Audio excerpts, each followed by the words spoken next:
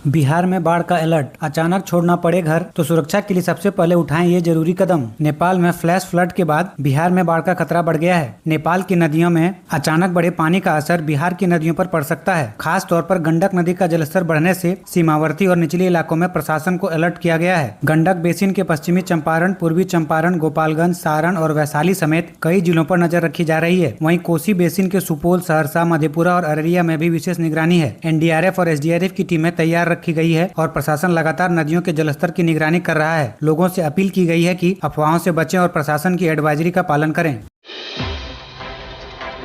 रक्षाबंधन पर बेटियों को 3 बड़े तोहफे। पीएचडी छात्राओं को 10,000, अभया ब्रिगेड को स्कूटी। सबसे पहले मुख्यमंत्री बालिका पीएचडी फेलोशिप योजना के तहत करीब 1,000 छात्राओं को हर महीने 10,000 रुपए की आर्थिक मदद मिलेगी ताकि वे 4 साल तक उच्च शिक्षा और रिसर्च जारी रख सकें। दूसरी योजना है बिहार की बेटी स्टार्टअप चैलेंज। इसके तहत 2100 महिला उद्यमी को उनके आइडिया और बिजनेस के लिए 50,000 से लेकर 2 लाख रुपए तक सहायता दी जाएगी। वहीं महिलाओं की सुरक्षा के लिए अभया ब्रिगेड को 4,700 स्कूटी और मोटरसाइकिल दी गई है, जिससे महिला पुलिसकर्मी स्कूल कॉलेज के आसपास तेजी से गश्त और कार्रवाई कर सकेगी। यानी सरकार का फोकस साफ है, बिहार की बेटियों को शिक्षा, रोजगार और सुरक्षा तीनों में मजबूत बनाना।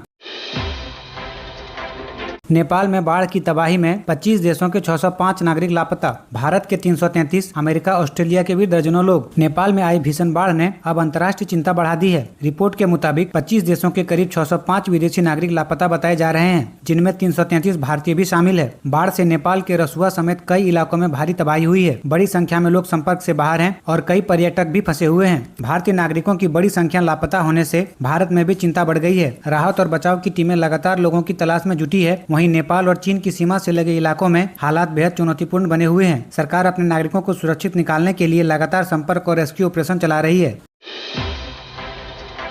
21 साल से बिहार और 12 साल से केंद्र में बीजेपी, फिर भी नेपाल की बाढ़ पर बैठक नहीं। तेजस्वी यादव का हमला। नेपाल में आई भीषण बाढ़ के बाद बिहार की कई नदियों का जलस्तर बढ़ रहा है। इसी को लेकर नेता प्रतिपक्ष तेजस्वी यादव ने सरकार पर निशाना साधा है। तेजस्वी यादव ने कहा है कि नेपाल की बाढ़ को लेकर बिहार में पहले से तैयारी पूरी रखनी चाहिए ताकि आम लोगों को परेशानी न हो। उन्होंने सरकार से बाढ़ की स्थिति पर लगातार नजर रखने और जरूरी इंतजाम करने की अपील की। तेजस्वी ने सवाल उठाया कि आखिर सरकार बाढ़ की समस्या का स्थायी समाधान करने को लेकर गंभीर क्यों नहीं है। वहीं नेपाल से आने वाले पानी को देखते हुए बिहार के कई इलाकों में प्रशासन भी अलर्ट मोड पर है।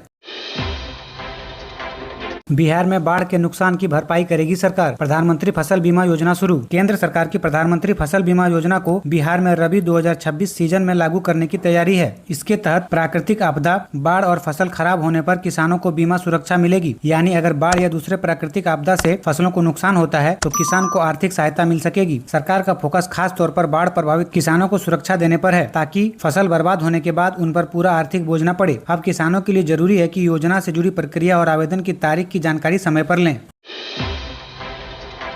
Bihar weather update. बिहार के 3 जिलों में भारी बारिश और बिजली गिरने का अलर्ट। 30 से 40 किलोमीटर की रफ्तार से चलेगी हवाएं। बिहार में मानसून एक बार फिर सक्रिय है और अगले 24 घंटे मौसम काफी बदल सकता है। भभुआ, रोहतास और सीवान में भारी बारिश के साथ मेघ गर्जन और वज्रपात की चेतावनी है। इसके अलावा कई इलाके में 30 से 40 किलोमीटर प्रति घंटे की रफ्तार से तेज हवाएं चल सकती है। मौसम विभाग के मुताबिक बिहार में आने वाले दिनों में भी बारिश, गरज और बिजली गिरने का सिलसिला जारी रह सकता है। ऐसे में खराब मौसम के दौरान खुले मैदान, पेड़ और बिजली के खंभे से दूर रहें और जरूरी हो तभी घर से बाहर निकलें।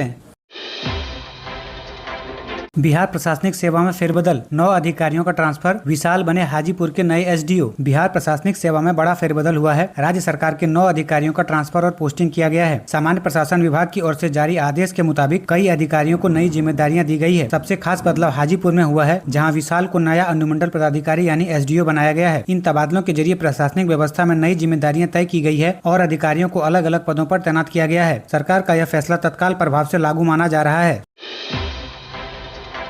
बिहार के हर जिला मुख्यालय में बनेगी साइंस सिटी। जीविका दीदियों को 25 लाख सोलराइजेशन का लक्ष्य। मुख्यमंत्री सम्राट चौधरी ने निर्देश दिया है कि बिहार के हर जिला मुख्यालय में साइंस सिटी विकसित करने की दिशा में काम शुरू किया जाए। इसका मकसद छात्रों और युवाओं को किताबी पढ़ाई से आगे ले जाकर विज्ञान और तकनीक से जोड़ना है। इसके साथ ही प्रधानमंत्री सूर्य घर मुफ्त बिजली योजना को तेज करने पर भी जोर दिया गया है। जीविका दीदियों के जरिए 25 लाख सोलराइजेशन का लक्ष्य रखा गया है। सरकार किसानों और ग्रामीण परिवारों तक सोलर पंप और दूसरी सौर ऊर्जा योजनाओं का लाभ पहुँचाने की भी तैयारी में है। वहीं राजगीर की खेल अकादमी और आधुनिक क्रिकेट स्टेडियम के बचे काम जल्द पूरा करने का निर्देश भी दिया गया है।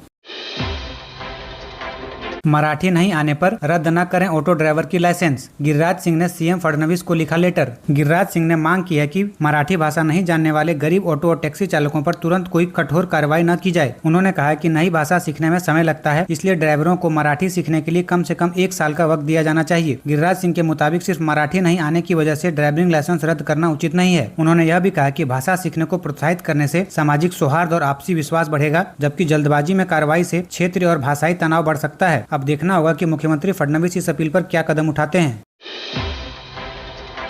बाढ़ छात्र आंदोलन और एमएलसी चुनाव पर प्रशांत किशोर का हमला। बोले, बिहार में बाढ़ आना वैसे ही जैसे रोज पूर्व से उगता है सूर्य। प्रशांत किशोर ने सरकार पर बाढ़ के मुद्दे पर सिर्फ कागजी कार्रवाई और लिपापोती करने का आरोप लगाया। उन्होंने कहा कि अगर हर साल वही समस्या दोहराती है तो सरकार को पहले से ठोस तैयारी करनी चाहिए। वहीं छात्र आंदोलन को लेकर भी पीके ने सरकार को घेरा। उन्होंने कहा कि छात्रों की जायज मांग को दबाने के बजाय सरकार को उनसे बातचीत करनी चाहिए, क्योंकि युवाओं का गुस्सा लगातार बढ़ रहा है। अब प्रशांत किशोर के इन बयानों से बिहार की सियासत और छात्र आंदोलन दोनों पर राजनीति और तेज होती दिख रही है। बीपीएससी विवाद पर राहुल गांधी का बिहार सरकार पर हमला। बोले, सवाल लाठी से नहीं रुकेगी, छात्रों की मांग का जवाब दें। बिहार में बीपीएससी परीक्षा को लेकर विवाद बढ़ता जा रहा है और राहुल गांधी ने भी सरकार पर सीधा हमला बोला है। राहुल गांधी ने कहा है कि छात्रों के सवालों को लाठी के दम पर दबाया नहीं जा सकता। उन्होंने बीपीएससी परीक्षा में कथित गड़बड़ियों और छात्रों के विरोध का जिक्र करते हुए बिहार सरकार से उनकी मांगों का जवाब देने को कहा है। दरअसल परीक्षा को लेकर छात्र लगातार प्रदर्शन कर रहे हैं और पारदर्शिता व कार्रवाई की मांग उठा रहे हैं। राहुल गांधी ने सरकार से छात्रों की बात सुनने और पूरे मामले पर जवाब देने की मांग की है। अब देखना होगा कि सरकार इस राजनीतिक हमले और छात्रों के बढ़ते विरोध पर क्या कदम उठाती है। सितंबर में 8 दिन बंद रहेंगे बैंक, 11 को देशव्यापी हड़ताल। बिहार की 7000 शाखाओं पर असर। सितंबर में कुल 8 दिन बैंक बंद रहेंगे। इनमें सामान्य साप्ताहिक छुट्टी के साथ अलग अलग राज्यों की छुट्टियां शामिल हैं। सबसे अहम तारीख है 11 सितंबर, जब United forum of bank union यानी यूएफबीयू ने देशव्यापी बैंक हड़ताल का ऐलान किया है। इस हड़ताल की वजह 5 दिन बैंकिंग व्यवस्था लागू करने में देरी, पीएलआई योजना और पेंशन से जुड़ी मांगे बताई गई है। 11 सितंबर शुक्रवार है और इसके बाद शनिवार रविवार की छुट्टी है, इसलिए कई जगह बैंकिंग सेवा पर लगातार असर पड़ सकता है। ऐसे में अगर बैंक से कोई जरूरी काम है तो तारीख देखकर पहले ही निपटा लेना बेहतर रहेगा। पटना में H1N1 की एंट्री, RMRI वैज्ञानिक समेत 2 मरीज संक्रमित। दिल्ली यूपी के बढ़ते मामलों से अलर्ट। ये दोनों मरीज पटना के आगम कुआं और कंकड़बाग इलाके के रहने वाले हैं और फिलहाल खतरे से बाहर बताए जा रहे हैं। पिछले एक हफ्ते में RMRI लैब में 25 से ज्यादा संदिग्ध मरीजों की सैंपल जाँच के लिए पहुंचे थे। पिछले एक हफ्ते में RMRI लैब में 25 से ज्यादा संदिग्ध मरीज सैंपल जाँच के लिए पहुंचे थे, जिनमें 2 की रिपोर्ट H1N1 पॉजिटिव आई। दिल्ली और उत्तर प्रदेश में बढ़ते मामले को देखते हुए बिहार में भी निगरानी बढ़ा दी गई है और संदिग्ध मरीजों की जांच तेज करने का निर्देश दिया गया है। बुखार, खांसी, गले में दर्द, सिर दर्द, शरीर में दर्द या ज्यादा कमजोर जैसे लक्षण हो तो इसे नजरअंदाज न करें और डॉक्टर से सलाह लें। साथ ही भीड़ से दूर रहें और हाथों की सफाई पर ध्यान दें। हालांकि ICMR के मुताबिक देश में H1N1 का कोई नया स्ट्रेन सामने नहीं आया है, इसलिए घबराने के बजाय सावधानी जरूरी है।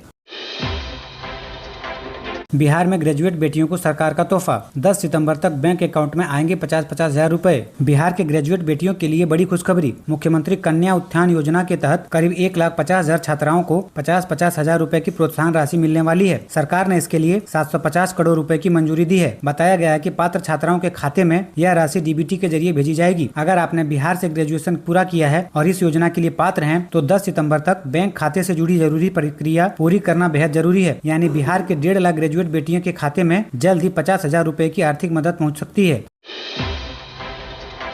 स्टूडेंट, प्रोफेसर, कर्मचारी और VC, बिहार की नई यूनिवर्सिटी में सिर्फ महिला की होगी एंट्री। मुख्यमंत्री सम्राट चौधरी ने महिला सशक्तिकरण को लेकर बड़ा ऐलान किया है। राज्य में एक विशेष महिला विश्वविद्यालय की स्थापना की जाएगी। इस यूनिवर्सिटी में केवल छात्राओं को दाखिला मिलेगा। इतना ही नहीं, यहाँ शिक्षक, अधिकारी और अन्य स्टाफ के पदों पर भी महिलाओं को ही मौका दिया जाएगा। सरकार का कहना है कि इस पहल से बेटियों को उच्च शिक्षा, शोध और करियर के बेहतर अवसर मिलेंगे और उन्हें आत्मनिर्भर बनाने की दिशा में बड़ा कदम उठेगा। हालांकि यूनिवर्सिटी कहाँ बनेगी, कब शुरू होगी और कौन कौन से कोर्स होंगे, इसकी विस्तृत जानकारी अभी सामने नहीं आई है। कुल मिलाकर बिहार सरकार का यह ऐलान महिला शिक्षा और सशक्तिकरण की दिशा में एक बड़ी पहल माना जा रहा है।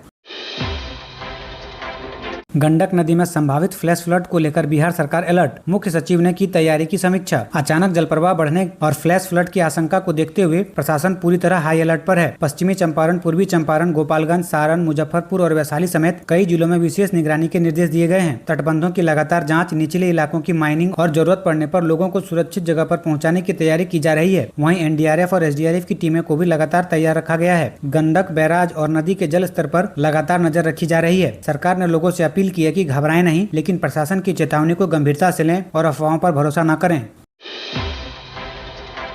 बिहार में पैक्सों और व्यापार मंडलों का होगा विस्तार, 20 लाख लोगों को मिलेगा रोजगार। बिहार में अब PSCS यानी प्राथमिक कृषि साख समिति और व्यापार मंडलों का दायरा बढ़ाया जाएगा। सरकार का लक्ष्य है कि इन्हें सिर्फ कृषि ऋण तक सीमित न रखकर गांव में कई तरह की आर्थिक गतिविधियों का केंद्र बनाया जाए। इसके तहत पैक्सा को warehouse, common service centre, कृषि से जुड़ी सेवाएं और दूसरे कारोबार से जोड़ा जाएगा। सरकार की योजना ग्रामीण इलाके में रोजगार और स्वरोजगार के नए मौके पैदा करने की है, ताकि गाँव की अर्थव्यवस्था मजबूत हो और लोगों को काम करने के लिए बाहर जाने की जरूरत कम पड़े। यानी आने वाले समय में बिहार के गांव में पैक्सो सिर्फ सीमित नहीं बल्कि रोजगार और कमाई का बड़ा केंद्र बन सकता है।